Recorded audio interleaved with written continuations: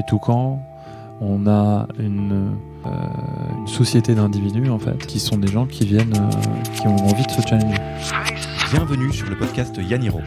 Je m'appelle Alexis Eve et 2 fois par mois, je vais à la rencontre d'entrepreneurs qui choisissent, le temps d'une discussion, de retirer leur costume de super-héros pour parler avec leur cœur de Jedi. Là où les super-héros de l'entrepreneuriat sont infaillibles, les Jedi doutent, se trompent et bravent les 1000 turbulences de l'aventure entrepreneuriale. Le pari qu'on a fait il y a 5 ans s'avère être assez juste, puisqu'on a une centaine de clients aujourd'hui. Yaniro, ce n'est pas qu'un podcast. En effet, nous organisons régulièrement des ateliers gratuits dédiés à l'impact de l'humain sur la croissance en start-up. Comment ne pas se faire bouffer par sa start-up ? Que faire si mon associé vient de Mars alors que je viens de Vénus ? Si ces sujets vous parlent, alors rendez-vous sur www.yaniro.co/events EVENTS pour assister au prochain événement. C'est le meilleur moyen pour aller plus loin, tout simplement. À des phases précoces de la vie de l'entreprise, là en 5 ans en fait on n'a pas levé de fonds. Donc je vous donne donc rendez-vous en vrai pour un prochain atelier Yaniro et en attendant, vous laisse avec ce nouvel épisode du podcast. Bonne écoute. Hello Kylian. Salut Alexis. Comment vas-tu en cette belle après-midi ? Bon, écoute, ça roule. Là, tu nous accueilles dans vos magnifiques locaux. Il faut dire que j'étais jamais venu et c'est un vrai plaisir. On va dire que à l'intérieur, ça ressemble à la boîte de l'extérieur. On va dire, on retrouve le même ADN. Tant bien. Et donc aujourd'hui, on va échanger un petit peu sur différents sujets. Mais avant, parce que comme je l'ai déjà dit dans d'autres épisodes, je ne fais plus les présentations à la place des invités.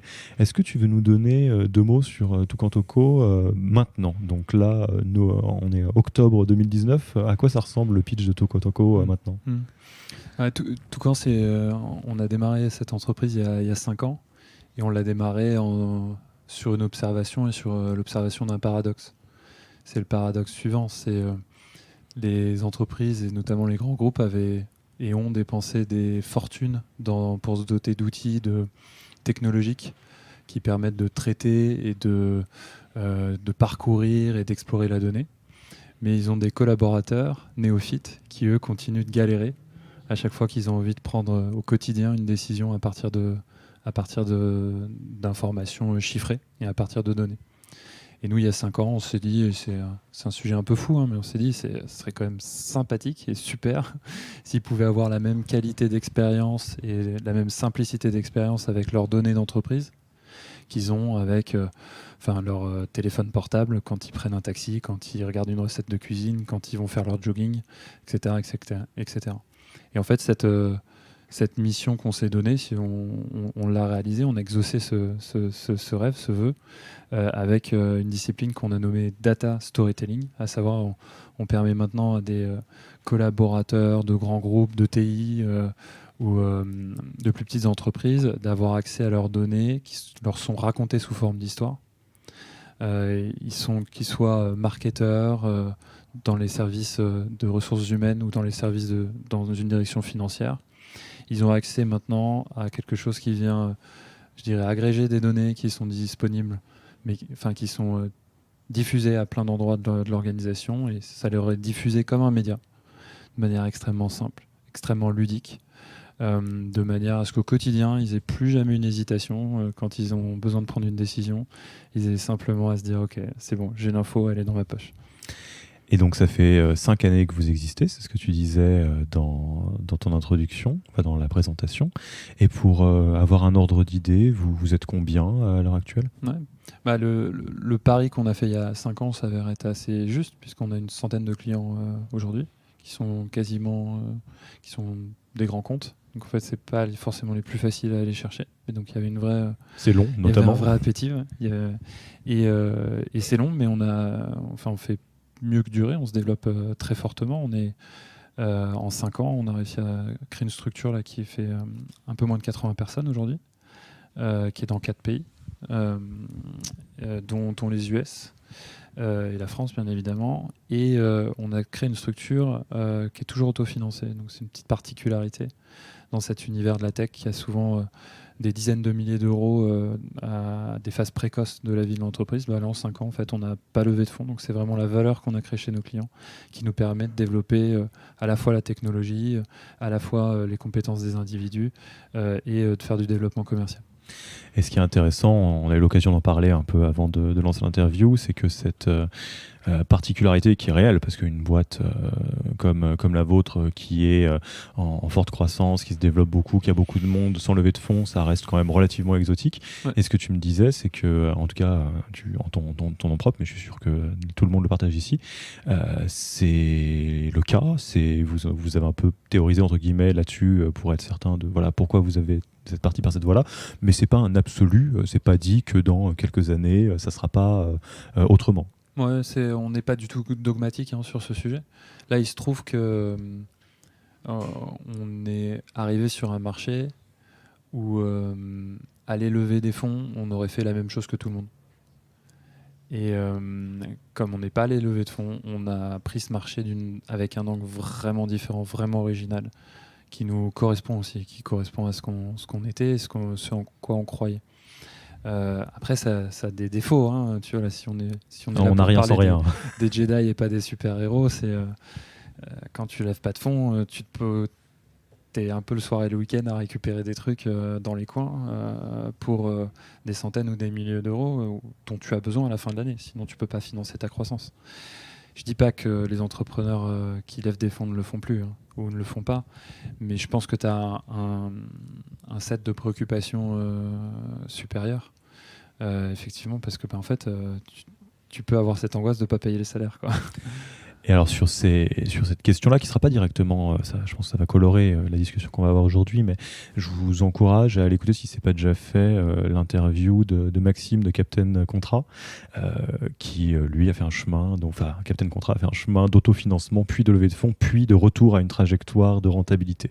Donc ce qui montre bien qu'effectivement, ce n'est pas obligatoire de faire tout comme tout le monde non-stop. Il faut essayer de comprendre qu'est-ce qu'on essaye de faire et comment est-ce qu'on y arrive. Donc Kylian, comme je disais, aujourd'hui, on va pas directement parler que de ça. Tu voulais qu'on se parle d'un sujet bien particulier qui, j'imagine, est assez porté aussi par cette trajectoire particulière, le fait que vous ne faites pas les choses comme tout le monde. Et donc, c'était quelque chose autour de l'exigence de tous les jours que c'est d'être une boîte qui est dans une croissance telle et qui a des ambitions telles que donc Toucan. Et le rôle un peu de l'humain là-dedans et de la place que tu mets aux collaborateurs, aux collaboratrices là-dedans. Comment tu formulerais un peu la discussion que tu as envie qu'on ait aujourd'hui ? Ouais, en fait, moi je considère qu'on évolue. Enfin, l'entreprise Toucan fait 100% de croissance depuis 5 ans sans discontinuer. Alors au début, quand tu fais quelques centaines de milliers d'euros de chiffre d'affaires, c'est facile. Puis quand tu commences à en faire quelques millions, c'est pas facile de doubler tous les ans. Et donc on est de ce point de vue-là une entreprise de forte croissance. Et pour moi, lié à ça, quand tu commences à parler d'une entreprise de forte croissance, ça veut dire une entreprise où le niveau d'exigence en fait, est extrêmement élevé. Il y a des gens qui appellent ça un univers de haute performance. C'est pour sortir des mots-clés start-up, scale-up, etc. On est un univers de haute performance. Je pense qu'aujourd'hui, chez Toucan, on a une société d'individus en fait, qui sont des gens qui ont envie de se challenger.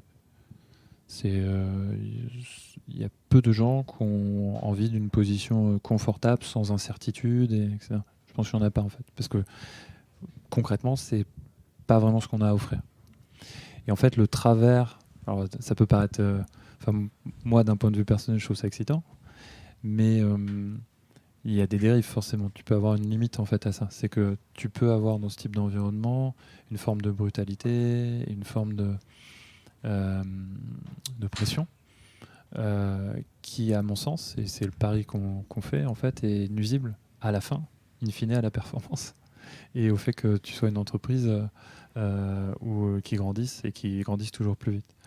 Donc ce qu'on essaie de concilier et qui est un travail du quotidien, c'est d'avoir une entreprise qui est dans un environnement de forte croissance, donc avec par essence qui demande une grande performance de la part de ses collaborateurs, mais aussi d'être une entreprise bienveillante, au sens où on doit être une entreprise où il fait bon travailler, où en fait il n'y a pas des niveaux de pression qui sont insoutenables, où les gens sortent pas en burn-out tous les 3 mois, etc., etc. Et ça, cette conciliation des choses, elle n'est pas facile, et je pense qu'elle est pas unique, bien sûr. J'espère qu'il y en a des dizaines, des boîtes comme ça, mais c'est quelque chose qui nous distingue en fait, quand même. Et alors, On va commencer par la première partie, l'exigence, l'environnement de haute performance. Ça m'intéresse de voir dans quelle mesure c'est quelque chose qui est structurel à votre modèle, quelque chose qui est de l'ordre de voilà, nous on se doit d'aller vite, on se doit de doubler de croissance tous les ans, donc ça nécessite une certaine forme d'exigence, et qu'est-ce qui est de l'ordre, donc ça c'est la partie vraiment structurelle, et qu'est-ce qui est de l'ordre de la stratégie pour une autre raison. Parce que c'est vrai que si on commence déjà par la partie l'exigence, la performance, il y a des cas de figure dans lesquels, de toute façon, c'est une non-question. Si tu attaques un marché, tu l'attaques de manière assez dure, parce que la concurrence est brutale, parce que certains délais de cash flow, des BFR sont compliqués. Et il y a d'autres cas de figure dans lesquels c'est une vraie stratégie. Donc déjà, dans vos représentations, comment ça s'organise, ça ? Ouais, si je reformule ta question, c'est quoi la clé de voûte, c'est quoi la pierre angulaire qui te... Pourquoi il y a une haute performance ? Pourquoi tu fais ça, en fait ? Pourquoi ? Ça me permet d'arriver tout de suite à l'élément clé, c'est qu'en fait, parce qu'on l'a décidé. Parce qu'au démarrage, on s'est dit qu'on voulait faire une entreprise de croissance et qu'on voulait faire quelque chose qui a de la gueule, quoi. Pardonne-moi l'expression, mais qui a une dimension, qui a de l'envergure. Et en fait, quand tu veux faire quelque chose d'envergure, donc nous on est dans le monde du logiciel, où tu vends un logiciel à d'autres entreprises. Aujourd'hui, en fait, quand tu fais 5 millions, 10 millions, 15 millions, soit tu es sur un marché niche hyper précis et tu es en train de prendre tout le marché, soit sur un marché aussi large que le nôtre, où en fait, potentiellement, tant qu'on n'a pas mis une licence dans les mains de qu'on n'a pas mis notre produit dans les mains de chaque collaborateur de grands groupes en France, notre mission n'est pas terminée. Donc le marché, il est sans fond. Et quand tu es sur un marché sans fond comme ça, c'est un marché qui grouille de compétiteurs, où en fait, probablement, si Toucan est une réussite internationale et si on réussit à faire plusieurs centaines de millions de chiffres d'affaires par an, probablement que notre prochain compétiteur, il n'est pas encore né. Et il y a sans cesse des challengers qui arrivent. Nous, aujourd'hui, on est dans une position de challenger, bien évidemment, tu as compris. 80 personnes, on vient doucement mais sûrement aller prendre des parts de marché à des gens qui font plusieurs centaines de millions d'euros et qui font plusieurs milliers de personnes. Et quand tu es dans un environnement comme ça, tu es dans un déséquilibre permanent. Tu es en fait dans une course et tu peux pas t'arrêter. On n'est pas à l'équilibre à 80 personnes et on ne sera pas à l'équilibre l'an prochain à 160. On sera à l'équilibre le jour où en fait, on fera plusieurs centaines de millions d'euros, ou disons 100 millions d'euros de chiffre d'affaires annuel, récurrent, sur la base de nos contrats, et on pourra se dire, ok, là, maintenant, par exemple, on peut carrément diversifier, avoir une autre ligne de produits.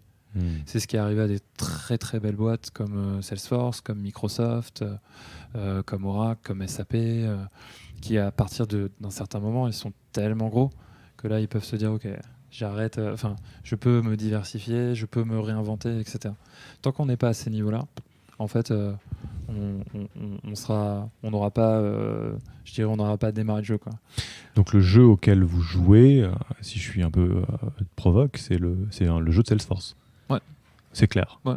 Je trouve ça super bien de pouvoir se le dire, parce que je pense que beaucoup de boîtes souffrent de ne pas savoir pourquoi elles font certaines choses. Et la question de l'hypercroissance, alors des fois on réfléchit pour toi, c'est-à-dire quand tu as des fonds d'investissement, quand tu as une compétition qui est hyper brutale, à un moment donné, si tu t'arrêtes, tu meurs. Ouais. Vous, c'est un cas un peu différent, et l'idée de dire, bon, au démarrage, si on ne fait pas quelque chose qui est légendaire, ça nous fait pas marrer, quoi, ou c'est pas ça qu'on est venu chercher, c'est un bon point de départ. Et du coup, comment ça se traduit au quotidien, cette brutalité de l'ambition très forte, à tous les niveaux d'ailleurs? En fait, quand tu choisis ça, déjà, à ces niveaux de chiffre d'affaires et de business, déjà, tu choisis tu peux pas faire un marché que domestique, par exemple. En tout cas, pas sur le type de marché où on est. Donc, ça veut dire que tu dois faire quelque chose en France, mais aussi à l'étranger. Et nous, par exemple, une grande partie de nos clients, en fait, sont aux US. Prospects potentiels. Et du coup, ça introduit une forme de complexité. En fait, avant de parler de brutalité, c'est extrêmement complexe, quoi. Déjà, c'est quoi? C'est compliqué. Ouais, déjà, tu commences à avoir plusieurs bureaux que tu synchronises avec des gens qui parlent pas tous la même langue. Je te fais pas le topo, mais tu vois tout de suite la situation. Et c'est réussir à, dans cette complexité, pas se perdre, pas se diluer en termes de culture, etc. C'est un défi qu'on est en train de relever. Hein. Là, je suis hyper humble, on est au tout début de ça. Mais on a cette volonté de faire en sorte que ça dure.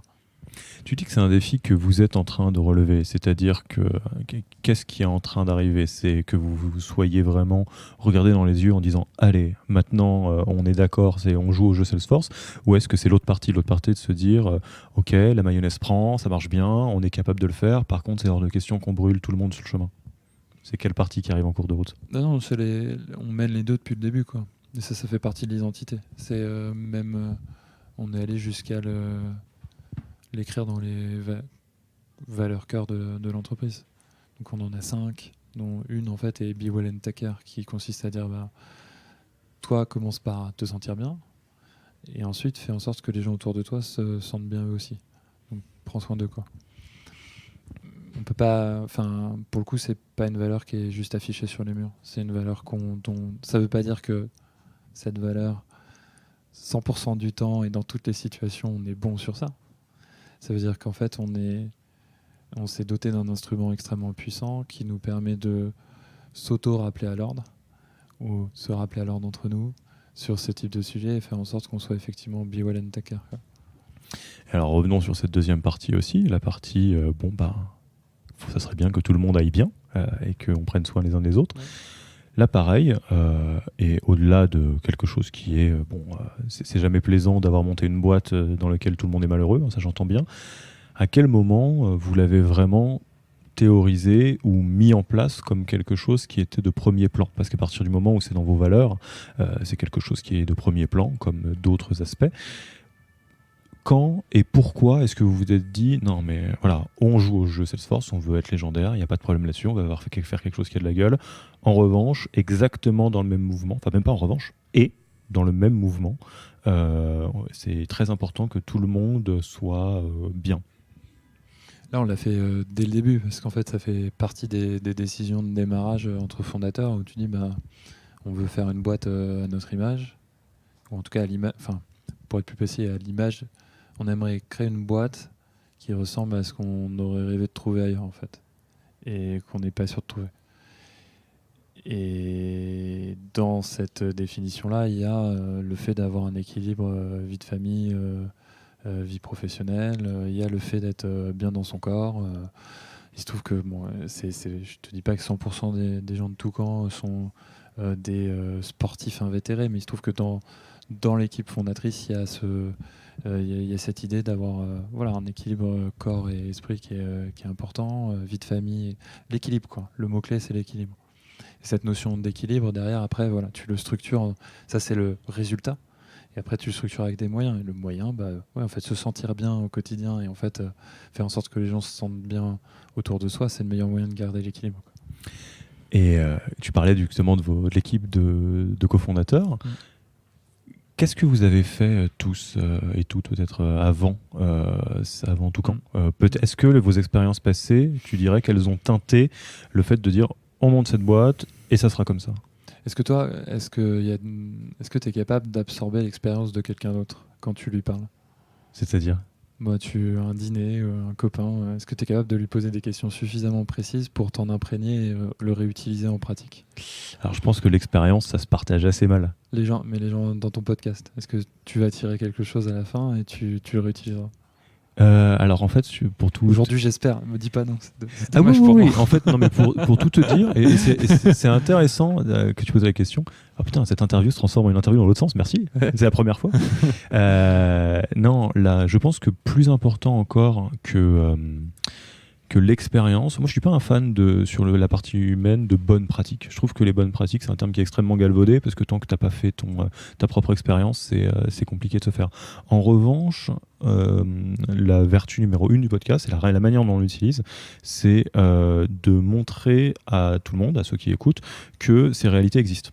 et que quelque chose qu'on vit dans son coin et qu'on pense dans sa tête, qui est finalement assez peu partagé parce qu'on ne met pas trop de coups de projecteur sur la dimension humaine en start-up. Alors vous l'avez un petit peu fait d'ailleurs à travers du contenu, et c'est assez sympa, on s'y retrouve. Mais c'est de se dire, bon bah voilà, quand, je sais pas, dernier épisode en date, Céline de Litchi parle du fait qu'elle considère que dans une boîte en croissance, c'est important de laisser la plus grande place possible au développement des collaborateurs plutôt que de dire bon bah un collaborateur est capé, il était bien pour la boîte de 0 à 3 ans et de 3 à 5 c'est quelqu'un d'autre. Ça c'est vachement intéressant parce qu'il y en a plein des fondateurs, des fondatrices qui se posent ces questions-là et je sais pas s'ils doivent faire la même chose, mais de se savoir comment déjà t'es pas tout seul à te la poser, c'est pas mal. Et donc ça m'intéresse sur une boîte avec un parti pris et des valeurs qui sont aussi ancrées et en plus depuis le début. Ce que vous dites, de quelle manière vos passés ont joué un rôle pour définir ça? Je t'ai posé cette question sur l'expérience parce qu'en fait, moi je crois beaucoup au fait de jouer avec ce que j'appelle radio-entrepreneur, quoi. C'est que tu échanges des bonnes pratiques et je suis d'accord avec toi sur le fait que tu peux pas prendre la bonne pratique, l'opérer et puis ça va marcher dès le premier jour et puis tu n'auras pas besoin de faire tes erreurs, tu les feras. Mais ça te permet d'arriver plus vite à une solution satisfaisante. Et donc du coup, je dirais nos expériences passées, elles sont autant ce que j'ai pu faire, ce que Charles a pu faire, ce que Baptiste a pu faire ou ce que David ont pu faire, que les gens avec qui on a pu discuter, les gens avec qui on continue de discuter, avec qui on aime discuter, avec qui on poursuit des échanges. C'était plutôt pour t'amener sur plutôt que de te répondre alors voilà, te citer parce que sinon on a des profils qui sont relativement classiques, je dirais, au sens où on est 3 à sortir d'école d'ingé. Après sur les 3 t'en as 2 qui vendent, donc c'est pas le sujet. Un autre qui sort d'école de commerce. Après on a des parcours où tous on a fait des choses dans le monde du web, ça c'est clair, que ce soit en agence ou dans des boîtes produits. 1, 2, 3, peu importe. Et si tu t'amuses à regarder sur mon LinkedIn, je dois avoir laissé traîner le fait que j'étais passé dans un fonds de capital risque pendant quelques mois. Tu vois. Donc on a amené effectivement une somme de connaissances, mais on a amené surtout le fait d'être dans ce qu'un de mes collaborateurs appelle le sponge mode. Donc vraiment, je suis en mode éponge. Vas-y, balance-moi tout ce que tu veux. J'apprends tout, quoi. Ça me fait marrer, mais je pense que c'est vraiment ça, en fait. Ouais, donc il y a ces convictions de démarrage qui ont posé les fondations de la boîte. Ça vient autant de vos propres histoires que du sponge mode des autres entrepreneurs, de te dire, alors ça, si c'est pour faire une boîte comme ça, c'est pas la peine. Ou alors, ah tiens, lui, elle fait une boîte comme ça, c'est assez chouette, ça me parle bien. C'est ça que je comprends. Exactement. Enfin, moi, je revendique le fait d'être capable d'aller copier des choses qui sont très bien ailleurs et de les faire aussi bien, voire mieux.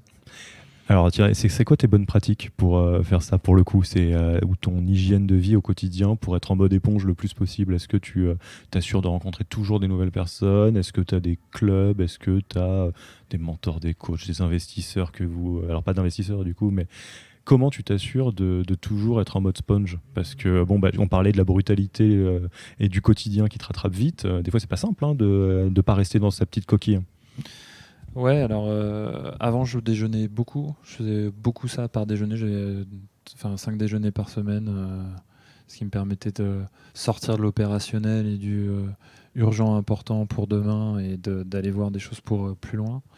Aujourd'hui, je fais plutôt des appels parce qu'aussi j'interagis avec des gens qui sont à l'étranger, tout simplement.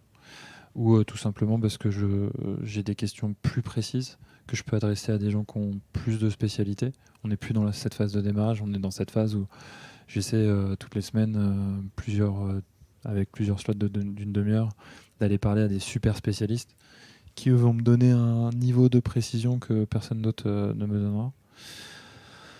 Après, là, si tu cherches des conseils pour des gens qui démarrent, c'est de pas aller se perdre dans la soupe d'événements et de tout ce qui est proposé, mais de savoir garder un certain focus, quoi. En fait, vaut mieux arriver avec des questions précises et du coup chercher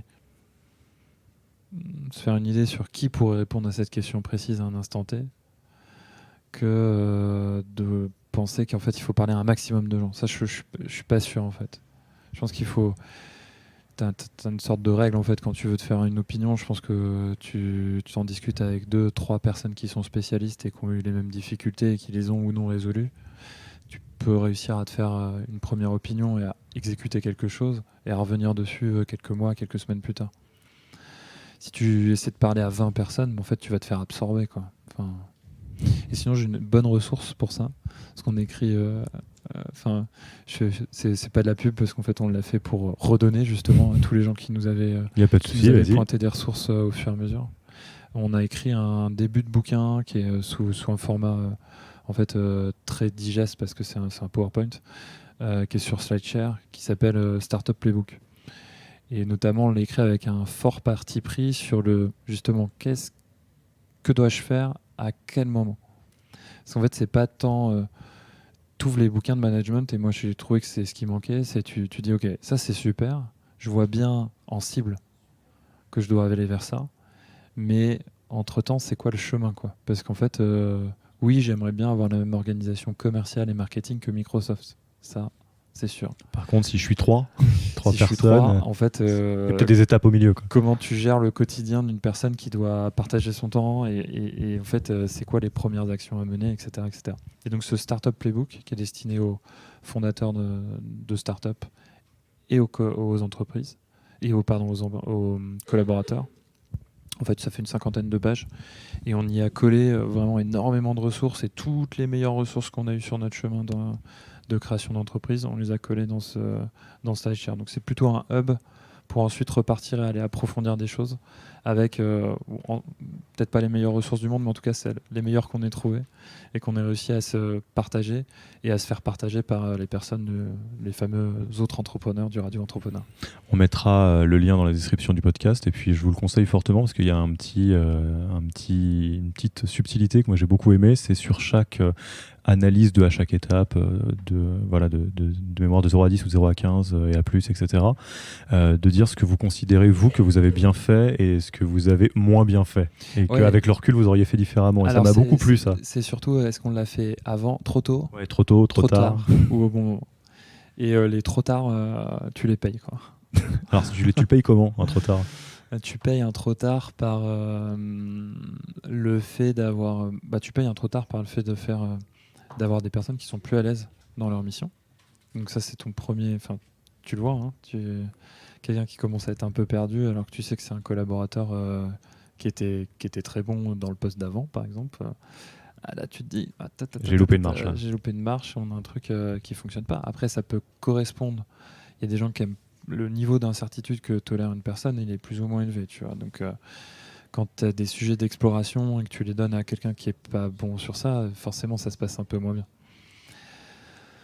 Maintenant, le trop tard, tu le payes aussi des fois parce que tu t'aperçois pas, mais tu es en train de créer de la dette pour dans 6 mois ou dans 12 mois, et quand il va falloir que tu l'éponges, ça va être très très très douloureux, tu vois.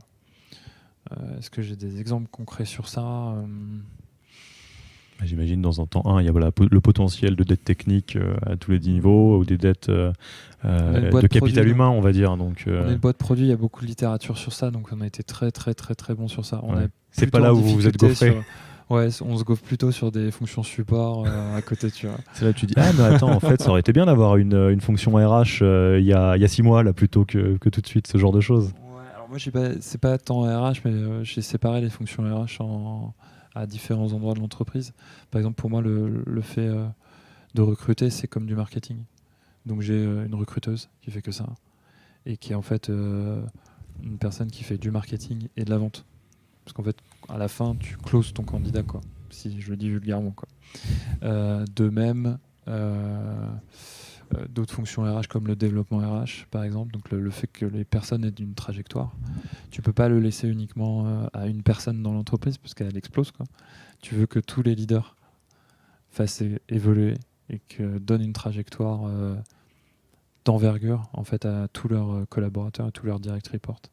Et donc ça, pour faire ça, effectivement, tu veux que la mission développement RH elle soit distribuée.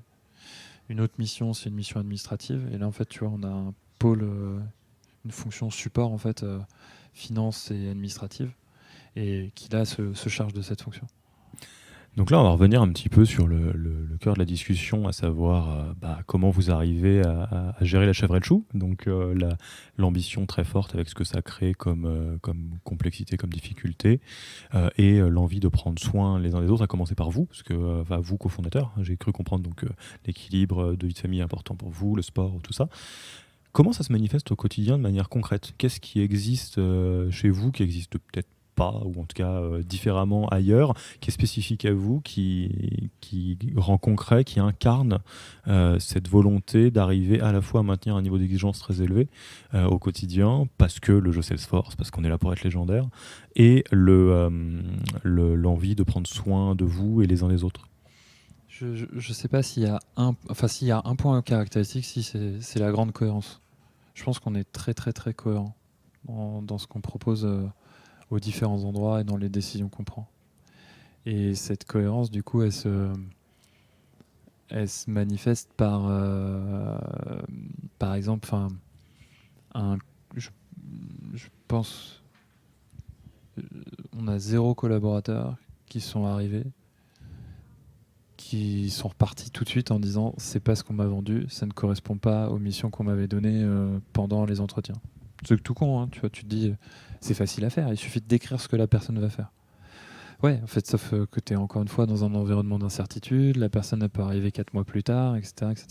On a toujours eu cette cohérence justement de se dire attends, là on est en train de changer finalement la feuille de poste de la personne parce qu'on a perçu pendant les entretiens des qualités qu'on n'avait pas qu'on n'avait même pas envisagé, ou parce qu'en fait on se dit que voilà, le business a changé et il faut changer.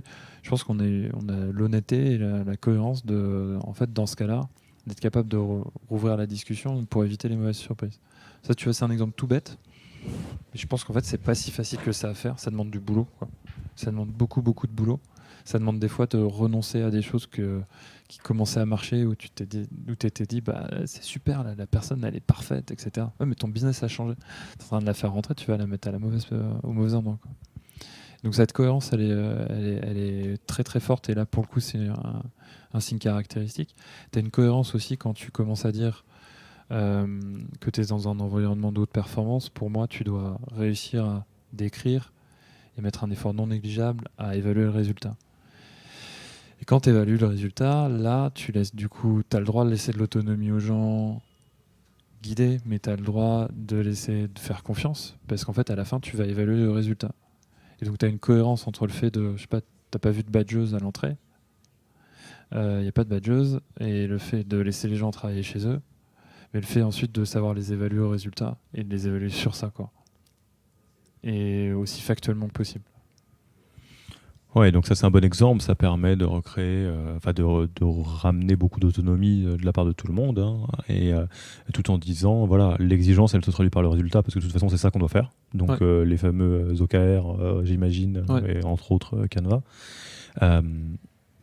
Comment, dans le dur, parce que évidemment les valeurs et les intentions de départ, et je suis d'accord avec toi, c'est pas forcément facile de le faire tous les jours, mais en tout cas c'est quelque chose vers lequel vous essayez de tendre le plus fortement possible. Comment ça se passe quand ça se passe dans le dur, quand on est dans les moments où ça se passe moins bien? C'est-à-dire de manière très concrète, tu me dis, voilà, on essaie d'avoir un niveau d'exigence très élevé, mais en prenant soin de tout le monde. Quand il y a quelqu'un qui commence j'allais dire à trembler, à défaillir, le terme est un peu fort, mais à montrer des signes de difficulté parce que la pression est forte, comment vous vous organisez à ce moment-là? Là, c'est là où je pense qu'on a une forte cohérence. C'est je dis pas qu'on le fait tout le temps bien, je dis pas qu'on l'a tout le temps bien fait. Je dis qu'en fait, à chaque fois qu'on s'est croûté, on a su apprendre quelque chose et mettre en place plus de robustesse dans nos processus pour notamment détecter au plus vite, en fait. Donc, faut pas surréagir. Ça arrive à tout le monde d'avoir un coup de pompe qui peut durer une journée, 2 jours, 3 jours.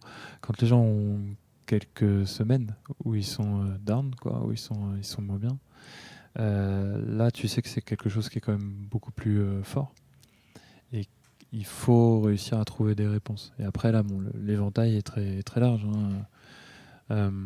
Quand tu as une baisse de résultats, il faut avant tout, et à mon sens, interroger les processus avant d'interroger la personne. Ça, c'est hyper important. quand tu es à peu près sûr de tes processus et que en fait, la personne n'est pas au résultat, là, tu commences à interroger les compétences de la personne. Mais déjà, rien que ce réflexe de se dire, ok, est-ce qu'en fait, la personne, elle est en peine parce que à cause des processus ou à cause d'elle et de ses compétences clés? Ça, c'est déjà, je pense, une question réflexe qui est se poser cette question-là et donner cette culture de ça. C'est déjà introduire dans l'entreprise une forme de robustesse dans tes processus de bienveillance et d'attention que tu portes aux collaborateurs qui est très très forte. Ouais, ce que j'entends, que tu me dis, c'est s'il y a une baisse de résultats quelque part, le réflexe numéro 1, c'est est-ce que c'est pas la faute à la machine? Est-ce qu'on peut pas mettre plus d'huile dans la machine quelque part C'est avant ça. de voir les personnes qui bossent dans le bateau, ça. quoi. C'est ça. Et après, du coup, si tu réussis à le communiquer avec humilité et avec bienveillance, tu te donnes une vraie chance en fait que ça refonctionne, parce qu'en fait, potentiellement, la machine, la première personne qui peut la débugger, c'est la personne qui est en train d'en subir les dysfonctionnements. Et comment vous gérez de cette manière-là? Alors, je ne m'attends pas à une réponse process dans tous les sens, mais plus au quotidien, le fait que naturellement, la boîte évoluant vite, ce qui était vrai aujourd'hui n'est pas vrai demain. C'est une question d'organisation, tout le monde en est là un petit peu dans la forte croissance. Comment est-ce que vous gérez les cas de figure dans lesquels, ok, la machine n'est plus la bonne, bon bah ça on fait bouger la machine, il n'y a pas de problème, hein, la boîte se reconfigure non-stop, et les gens là-dedans, comment est-ce que vous gérez les mouvements des uns et des autres, les cas de figure dans lesquels il y a des deuils qui ne sont pas faits du Toucan saison 1 par exemple, ou saison 2, saison 3, comment ça se passe très concrètement ça? Je m'attends pas à la science infuse, hein. Je m'attends à des trucs non finis dans ta tête. Le repositionnement, c'est une problématique hyper difficile en fait, hein, et on a honnêtement perdu des gens parce qu'on les a mal repositionnés. Et là, pour le coup, c'était l'erreur de la machine ou l'erreur de stratégie d'avoir mis des gens trop juniors sur des endroits, et ils avaient beau mettre l'énergie et 100% de leurs compétences au service de la mission qui leur était affectée, tu peux perdre des gens comme ça. Là, je suis pas en train de te dire justement qu'on réussit à 100%, mais je suis en train de te dire que à chaque fois qu'on a eu ce type d'échec, je pense qu'on a tiré des règles qu'on n'enfreint pas derrière, ou en tout cas on est capable de pas le faire avec les mêmes personnes. On a aussi beaucoup de chance, c'est qu'on a eu des gens qui étaient juniors, sortis d'école, qui ont déjà des trajectoires incroyables en fait dans l'entreprise. Et donc c'est vrai que des fois, tu as envie de te dire, tiens, ça a marché avec un tel, puis ça va marcher avec tout le monde du coup derrière. Et c'est ce qui est formidable avec une entreprise en croissance, c'est que du coup, tu as toujours de nouveaux espaces à conquérir. Donc, tu te dis, cool, j'ai de nouvelles personnes, j'ai en permanence des personnes qui cherchent ça. Et donc, je peux en permanence leur offrir un truc. Donc, tu te dis, cool, vas-y. En fait, on a appris, et je pense qu'on a appris notamment sur des échecs à l'étranger, que c'était pas si immédiat, quoi. C'est pas parce que tu as une personne qui a réussi en plus que tout le monde, tu vas commencer à te dire bon, ok, même profil, go, tout le monde va réussir en fait. Notamment quand tu as eu un succès avant, c'est difficile d'éviter les échecs. Je pense qu'aujourd'hui, on est un peu plus prudent, on bookine plus sur des efforts de littérature qui sont faits, sur des études, sur des basculements de personnes d'un poste à un autre qui sont assez naturels. De téléprospecteur, en gros SDR dans le langage tech, à sales rep, donc en fait commercial sur le terrain. En fait, tu as une stat qui te dit 9 mois, c'est trop court. 18, c'est vrai. Les meilleures boîtes réussissent à faire en 18 mois. Et nous, on a réussi avec certaines personnes en 9, et puis on a échoué avec certaines personnes en 9 ou 12. Donc tu te dis, ok, t'apprends, le fait d'aller prendre des repères comme ça et de se dire, le marché en gros, et la moyenne me dit c'est plutôt 18 mois, et dedans tu as des entreprises bien plus matures que la nôtre, ça t'aide à temporiser, à te dire ok, en fait là attends, au bout de 9 mois, je suis peut-être pas obligé, c'est peut-être un peu rapide quoi. Donc soit j'ai une personne qui va pouvoir l'encadrer à mort, et je sais que j'ai le marché qui va me permettre de faire ça, soit je vais peut-être passer ma route et je vais trouver une autre solution quoi. Alors tu me fais très plaisir en disant ça, parce que tu me permets d'ouvrir un cri du cœur personnel. je sais pas si c'est une dérive, mais en tout cas c'est quelque chose qui me semble pas obligatoire et qui peut créer du désordre en startup, ce qui est pas obligé. C'est moi, la manière dont j'entends ce que tu me dis, c'est qu'en gros, au moment de faire quelque chose que vous n'avez jamais fait, ou qui vient d'arriver sur le chemin de Toucan, tu as un réflexe qui est de dire autant que possible qu'en dit la littérature sur le sujet, qu'en dit les retours d'expérience, est-ce que je peux aller parler à quelqu'un qui l'a déjà fait pour voir, etc. etc.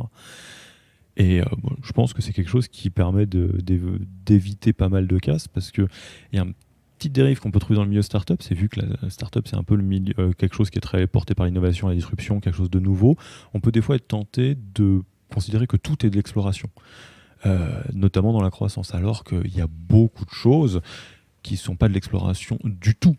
C'est-à-dire la prise de poste, le changement d'un poste à un autre, ça fait quand même des dizaines et des dizaines d'années que ça existe, et les grands groupes qui sont considérés comme un monde à part ont déjà craqué le truc depuis des années et des années. Donc ça me fait assez plaisir que tu puisses souligner ce point-là, que moi je traduis, je ne sais pas si tu es d'accord avec ça, par... pensez pas que tout est de la terra incognita. Il y a beaucoup de choses qui ne sont pas de la terra incognita du tout. Ça l'est peut-être pour vous, et ça c'est ok, mais basez-vous sur ce qui existe déjà, et puis les savoirs, les savoir-faire, pour gagner du temps et éviter de la casse, quoi. Ton travail je suis d'accord avec ça, ton travail en tant qu'entrepreneur, c'est de choisir tes combats. Et c'est exactement l'idée du Startup Playbook, quoi. C'est choisir tes combats du moment. Et pour chacun de ces combats, ne refais pas la roue. Hein. Refais pas la roue. La roue existe quelque part. Et en fait, le fait de choisir ces combats où, par contre, on se dit là, sur ce point-là, on va créer quelque chose d'unique et on va accepter de ne pas faire comme tout le monde autour pour être vraiment originaux et différenciés et faire quelque chose de beaucoup plus puissant. En fait, si tu choisir, c'est renoncer. Donc, en fait, tu renonces à plein d'autres endroits où tu dis, OK, là, j'accepte, je vais faire comme tout le monde. J'accepte la norme de marché à un moment précis de ma maturité. Parce qu'en fait, c'est toujours ce qui est difficile. C'est ta boîte à 20 personnes, c'est pas ta boîte à 100, c'est pas ta boîte à 300. Le niveau de spécialité augmente et la répartition des tâches est vraiment très, très, très, très difficile. Très différente, quoi. Et alors, moi, il y a un truc que j'ai en tête depuis tout à l'heure sur la partie, la culture de la haute performance, mais tout en ayant quelque chose de RH et de bienveillance qui est très prononcé. Je suis sûr que vous l'avez vu passer, que vous l'avez potentiellement bien utilisé. Ça rappelle quand même le deck de la culture Netflix. Alors pour ceux qui ne connaissent pas, pareil, on mettra le lien dans la description. Netflix, ça fait quand même quelques bonnes années maintenant, avait théorisé certains aspects de sa culture et remis sur papier sur un deck qui n'a pas vocation d'être beau, mais qui a vocation d'être très très très clé en main, très didactique sur c'est quoi la culture Netflix, qu'est-ce que ça veut dire, comment ça se traduit au quotidien, d'un point de vue RH, sur les vacances, les recrutements, les machins. Et globalement, la phrase qui définit le mieux, et j'ai l'impression que ça se retrouve un petit peu chez vous, c'est on n'est pas une famille, on est une équipe de sport de haut niveau. C'est-à-dire qu'on est là pour grandir, pour faire des choses incroyables, on compte les uns sur les autres et on a une forme de tendresse très forte les uns pour les autres. En revanche, comme dans n'importe quelle équipe de sport de haut niveau, tout le monde se doit d'être au top. Et si on joue plus au même jeu, tout le monde accepte le fait que le jeu change. Ce qui fait que par exemple Netflix, quand ils ont basculé d'une stratégie qui était très portée sur le hard, je dirais, la capacité de streaming, etc., à du contenu, ils ont viré toute l'équipe de quasiment qui gérait le streaming. Alors c'est incroyablement brutal, je ne dis pas que c'est ce que vous faites, mais ce qui est assez étonnant, c'est que tout le monde dans l'équipe de Netflix, en tout cas ça c'est le côté très idyllique, je suis sûr que au quotidien c'est pas si simple que ça du tout, est conscient de ça et l'accepte quelque part. Et la manière dont il le présente, ce qu'on peut retrouver en France sur d'autres startups, comme par exemple Conto, qui a une culture qui est très... brutal, je dirais, c'est la manière dont tu peux le théoriser, c'est de dire une culture peut être le rêve pour certains types de profils et un cauchemar pour d'autres. La question, c'est au recrutement de t'assurer que les personnes savent dans quoi ils se lancent et que c'est l'environnement qui leur plaît.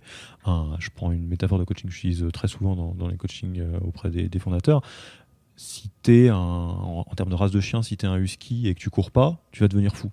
À l'inverse, si tu es plutôt un chien de canapé, un ciao-ciao, et que tu cours partout, tu vas te tuer.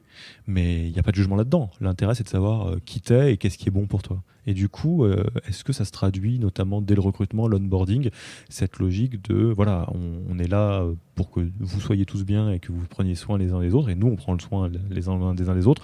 En revanche, l'ambition, elle est au niveau maximum, donc j'espère que tu aimes le challenge, parce que ça va être dur tous les jours. En tant qu'équipe, on a décidé justement d'être aussi clair que possible pour un candidat qui souhaite nous rejoindre, en écrivant des valeurs, en définissant ce qu'on était, quoi. Je pense que là, ce que tu pointes, c'est vraiment ce travail, il est hyper intéressant et important, quoi. Tu dis ce que tu es, tu dis ce que tu veux continuer à être, tu dis aussi ce que tu exclus, hein, au passage, en tout cas, pas tant ce que tu exclus en tant qu'être, mais ce que tu exclus en tant que comportement, ce qui est quand même très très différent, bien sûr. Et après, une autre réponse pour compléter ça, d'un point de vue perso, moi quand j'ai les gens en face de moi dans les interviews, et tu vois, on a encore chaque recrutement, il y a au moins 2 voire 3 entretiens fondateurs en fonction des profils, etc. Moi je m'attache à une chose, c'est de comprendre le niveau de maturité de la personne, de comprendre ce qu'elle a compris qu'elle aurait comme environnement, et m'assurer qu'en fait ce qu'elle a compris qu'elle aurait comme environnement correspond à ce à quoi elle aspire dans ses tripes, quoi. Parce que tu peux avoir des gens qui n'ont pas compris. Bon, là, du coup, c'est fini. Hein. Qui n'ont pas compris dans quoi ils mettraient les pieds. Tu peux avoir des gens qui ont très bien compris dans quoi ils mettraient les pieds, mais où tu vois, tu réussis à détecter un certain manque de cohérence avec ce qu'ils recherchent dans leurs fondamentaux. Et moi, ma première question d'entretien, c'est quasiment toujours la même. C'est quoi ta recherche, en fait? Et je creuse pour savoir, en fait, quelle est sa recherche profonde, en fait. Qu'est-ce qui le guide, quoi? Qu'est-ce qui est... on est dans un univers où le marché de l'emploi, il est complètement équilibré. Il était complètement en faveur de l'employeur qui était dans une position de force. Il est maintenant complètement passé collaborateur, en fait, ou équilibré. Sur certains profils, en tout cas. En tout cas, sur les profils qu'on recrute, c'est clairement, enfin, dans l'univers du numérique, de la forte croissance, etc., tu as un marché qui est équilibré. Donc tu proposes quelque chose, il faut que ça matche, quoi. Enfin, faut pas se faire des fausses promesses, c'est pas bon, quoi. Et en fait, le candidat peut, dans ce cas-là, peut être son pire ennemi. Il peut lui se dire, ah oui, mais j'ai envie de faire un truc en forte croissance et j'ai envie de faire un truc plutôt sexy, ou qu'on a réussi à transformer en quelque chose de sexy, parce qu'au début c'est de la data, donc c'est austère. Ouais, en fait, oui, t'as peut-être envie de faire ça, mais enfin, en tout cas, ton cerveau te dit ça, mais tes pieds te disent non, quoi. Donc, mets-toi en cohérence avant de... Je retiens la pratique de commencer par dire, bon, ok, qu'est-ce que tu cherches? Tu viens là pourquoi? Et du coup, concrètement, comment ça se passe quand tu creuses et que toi, ça t'apparaît clairement qu'il y a un désalignement complet entre ce que la personne cherche et ce que vous avez à offrir, en tout cas la place que vous pouvez lui donner dans le bateau? Est-ce que vous lui dites, bon, bah voilà, ciao, désolé, et c'est pas contre toi, c'est juste que tu vas être déçu? Moi, j'essaie de fournir un feedback aux candidats quand je mets... Enfin, c'est pas j'essaie, c'est 100% des gens que je vois, je leur fournis un feedback. Je leur dis, tu as un feedback? Ils me disent généralement oui. Et du coup, je leur dis, bah voilà ce que je pense. Et du coup, je pense qu'en fait, c'est soit pas le bon moment, soit en fait, reviens quand t'as ça ou ça comme expérience. Enfin, voilà, après, là, ça dépend d'eux, quoi. Alors, on va arriver vers la fin de l'interview. Il y a quelques questions qui me taraudent encore. On le sait très bien, et c'est ton quotidien, ainsi qu'avec tes cofondateurs. La réalité d'une boîte comme la vôtre, c'est qu'à un instant T, à un jour, là on est jeudi, vous êtes dans le chaos. Vous êtes dans un chaos que vous structurez, et demain ça sera pareil, c'est juste un chaos différent. Et puis quand on regarde en arrière, on fait « Ah, dis donc, on est vachement haut », mais en tout cas, il y a encore beaucoup de chemin. C'est quoi, sur ces aspects-là, les aspects arriver à concilier une envie de prendre soin de l'humain et en même temps de ne pas baisser le niveau d'exigence? C'est quoi les questions qui sont encore, là, tout de suite, aujourd'hui même, non résolues dans ta tête et qui te grattent un peu? Les choses sur lesquelles tu te dis, ça va faire partie des sujets qu'on a en cours ou qu'il faut qu'on prenne à bras le corps parce que voilà, on n'y est pas arrivé. Que ce soit quelque chose de contextuel parce que vous êtes en train de passer un nouveau cap, que ce soit quelque chose, une noix que vous avez toujours pas craqué depuis quelques années. Qu'est-ce qui te reste encore de bien non résolu en ce moment? Mon sujet du moment, moi j'ai une casquette marketing chez Toucan, qui jusqu'ici était un marketing très opérationnel, parce que la partie marketing produit, on va dire, je la faisais avec notamment Charles et Baptiste de manière complètement non pas assumée, mais non visible en fait. J'ai insufflé dans le marketing opérationnel des choses qui étaient déjà travaillées avec ce qu'on appelle du product marketing, sans l'avoir décrit et en avoir fait un périmètre d'une seule personne. Et mon sujet du moment, c'est de réussir à l'industrialiser beaucoup plus, notamment parce qu'en fait, ça te permet d'aller chercher ce qu'on appelle des go-to-market beaucoup plus clairs, et donc d'aller lancer des petites équipes commerciales sur des sujets auxquels tu crois, et de mettre beaucoup plus d'efforts que précédemment, parce que tu les équipes avec quelque chose qui est beaucoup plus précis, parce qu'en fait tu passes plus de temps sur leur sujet, parce que tu as introduit une feedback loop en fait qui est beaucoup plus régulière, qui est moins aléatoire aussi, tu vois, où en fait tu vas chercher du feedback et tu sais quels éléments de feedback tu veux exactement pour faire progresser tout le monde en fait, hein. Tu fais progresser ton équipe commerciale, mais tu fais progresser aussi ton équipe marketing au passage. Donc notre sujet du moment, c'est ça, hein. Donc ça, c'est du côté, si je te taquine un peu, de l'exigence, et du côté people. Est-ce qu'il y a une partie où tu te dis, ouais, ça en ce moment, au niveau des équipes, alors pas des sujets particuliers, on va pas dire... j'ai un vas-y, sujet. vas-y. J'ai une collaboratrice qui est partie, qui était top, et qui m'a dit je me suis pas senti assez reconnu. Ah oui, intéressant. Et en fait, quand je regarde et que j'ai refait le film avec les personnes qui avaient à un moment donné la possibilité de la reconnaître, je me suis aperçu qu'il l'avait fait. Il lui avait témoigné des marques de remerciement, il lui avait témoigné des marques, etc. Et donc je me suis aperçu qu'en fait, il n'y avait pas dans l'absolu une bonne manière de témoigner de la reconnaissance à quelqu'un. Il y avait beaucoup de formes. Ces formes-là, elles sont pas faciles à appréhender. Donc il y a des formes de la reconnaissance qui fonctionnent. Enfin, si je te demande comment tu te sens reconnu en fait, toi dans ton quotidien, c'est quoi la dernière marque de reconnaissance que tu as eue? C'est très intéressant et je suis tout à fait d'accord avec toi. Donc moi, par exemple, mon mode de reconnaissance, c'est de reconnaître ce que plus une éthique de travail. Voilà, ça va être quelque chose qui sont très liés sur la personne plus encore que sur ce que je fais. Et c'est très intéressant ce que tu dis, parce que je pense à une équipe qu'on a accompagnée il n'y a pas longtemps. Des personnes, ils se sont rendus compte en direct que certains avaient besoin d'encouragement et d'autres pas du tout. Et il disait par exemple, et c'est rigolo, je pense, là ça tombe vraiment bien, quelqu'un disait, voilà, on disait une grande question classique de coach, de quoi tu as besoin? Et il disait, j'ai besoin d'encouragement, mais comme tout le monde. Et tu as les autres qui ont dit, non, moi j'ai pas du tout besoin d'encouragement. Et les autres, ah ouais, d'accord. Et toi du coup tu as besoin de quoi? Moi j'ai besoin de... Et puis là on a déroulé sur autre chose. Ouais, là, mon sujet du moment, c'est celui-là. J'essaie de... Alors moi, je suis pas sûr d'être un master Jedi sur ce sujet à titre personnel avec les gens que j'encadre directement ou dans ce que je réussis à faire formuler par les autres à mon égard. Et pour autant, je dois déjà être un master Jedi pour faire en sorte que dans l'organisation, on ait des choses plus robustes sur ça. Ouais, donc là, retour au process. Ouais, parce qu'en fait, ça se processe pas à 100%, bien sûr, mais tu vois, c'est des choses... je pense qu'il y a des choses toutes bêtes à faire. En tout cas, en ce moment, je teste des choses pour insuffler pour qu'on soit meilleur sur ça. Parce que je pense qu'on n'est pas mauvais, mais force est de constater j'ai une collaboratrice qui est partie alors qu'on aurait aimé qu'elle reste. Tu peux nous partager ce que tu testes en ce moment? Il y a des choses que tu peux nous raconter? Rien de très original en fait, tu vois. Tout est à propos du timing, quoi. C'est à quel moment tu le fais. Et c'est vraiment une conjugaison de moments plus... dans la littérature, il y a plein de choses sur les thank you notes. Le côté, le matin, tu arrives au bureau, tu commences par rédiger une note où tu dis merci à quelqu'un, puis tu lui déposes, etc. Bon, c'est pas des choses que j'ai testées, mais je regarde les petites initiatives comme ça. Tu te renseignes là. Alors je te donne un tips là, parce que je pense que ça, peut-être certains nous écoutent et se disent ah ouais, alors attends, ça aussi je suis dessus. Donc une clé, si vous l'avez pas déjà fait, si vous l'avez déjà fait, ça vaut le coup de regarder dans cette direction.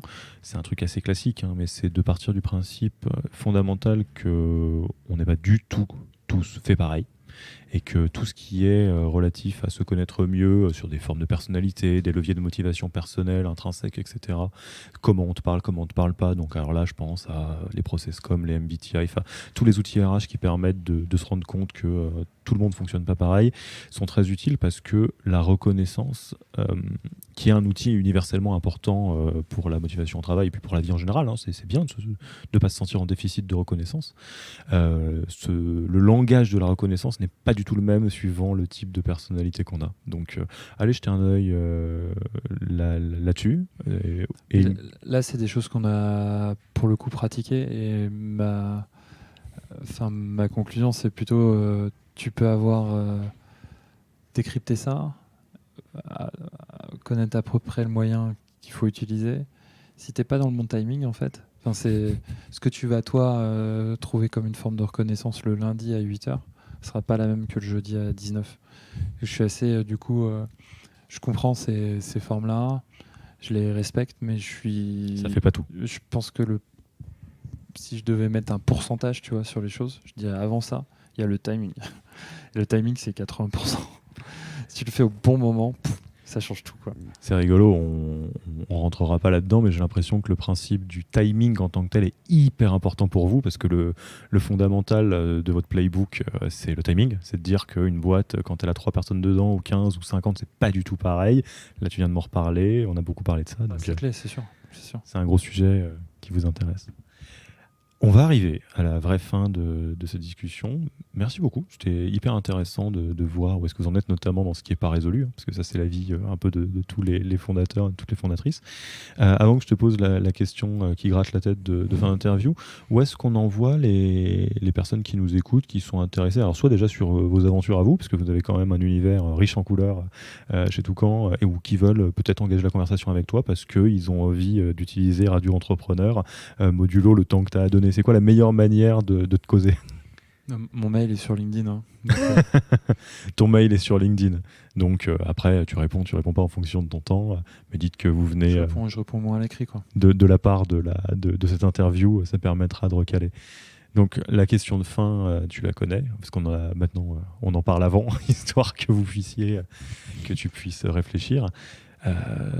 T'es pas un Master Jedi, tu l'as dit, ça tombe bien, il n'y a pas grand monde qui est là-dedans. T'es un Jedi comme tout le monde de l'entrepreneuriat, avec les moments où ça se passe bien, les moments où ça se passe moins bien.